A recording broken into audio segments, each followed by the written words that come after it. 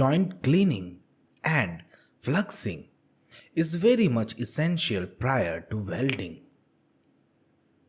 For oil removal, cleaning is done by organic solvents like acetone, CCl4 and trichloroethylene. For removing foreign substance, cleaning is done with a rag soaked in solvent.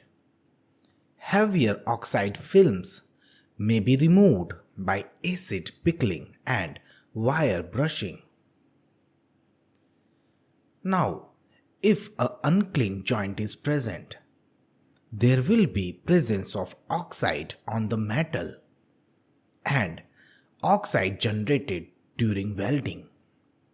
Altogether, they prevents proper fusion of the base metal and hence a material is required which can dissolve these oxides. This material is what we call a flux.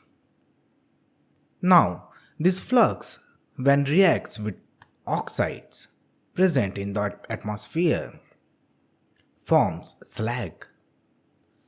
Weld slag is formed when flux, a solid shielding material used in the welding process, melts in or on top of the weld zone.